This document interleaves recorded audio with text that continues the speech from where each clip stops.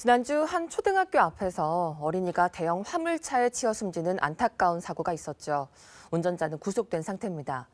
학교 측은 2년 전 경찰에 대형차 통행을 줄여달라고 요청했지만 반려됐다고 하고요. 가해 차량은 직진 차로에서 불법 우회전 중이었습니다.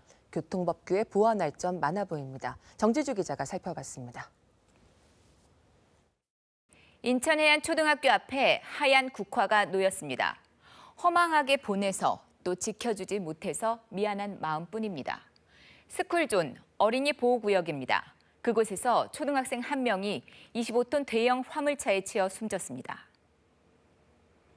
지난 18일 오후 1시 50분쯤입니다. 4학년은 원격 수업 중이었습니다. A양은 방과 후 수업을 들으러 등교했다가 그날 사고를 당했습니다. 사고가 났는데 사고 날 때 경찰들도 있었어요. 2차선에서 우회전하는 차들이 많아요. 3차선에서 우회전해야 되는데 신호가 이제 다르면 바로 같이 우회전을 하더라고요. 직진 신호에서 우회전을 해버립니다.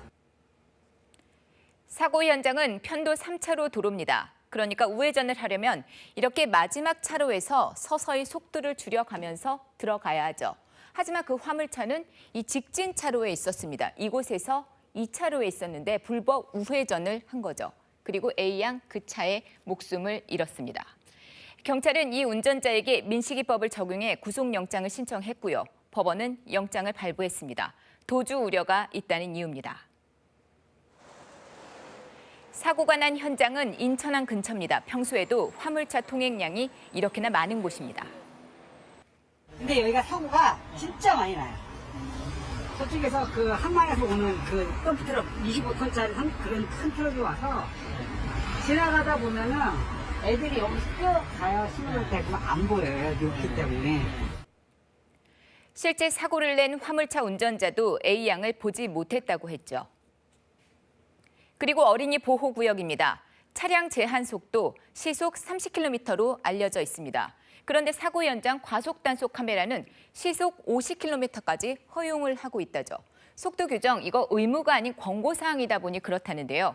어린이 보호구역이어도 통행량이 많다면 차량 흐름을 고려해서 이렇게 속도를 높일 수가 있다고 합니다. 학교도 학부모도 너무 불안했습니다. 그래서 A양이 다니던 학교 측 지난 2019년 경찰에 대형 화물차를 우회시키거나 통행을 통제해달라는 공문을 보냈습니다. 하지만 경찰은 우회도로의 교통 혼잡이 예상된다면서 이것을 반려했습니다. 지킬 수 있었던 소중한 생명을 잃었습니다. 답답한 상황, 국민청원으로도 이어졌습니다. 초등학생으로 추정되는 청원인은 동생의 친구가 숨진 A양이라죠. 동생이 너무 슬퍼한다. 다른 친구들이 다칠까 봐 걱정된다면서 스쿨존에 화물차를 못 다니게 해달라고 요청합니다. 전문가들도 어린이 보호구역의 등하교 시간대 혹은 특정 시간대 화물차 통행을 금지하는 방안이 필요하다라고 지적을 합니다. 교차로 우회전과 관련된 대책도 시급해 보입니다. 우리나라의 경우 교차로에서 적신호의 우회전을 허용하고 있습니다.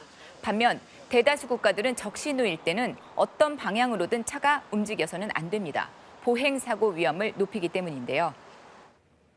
실제 교차로 보행사고의 17.3%가 우회전 차량 때문에 발생했다는 조사도 있었습니다.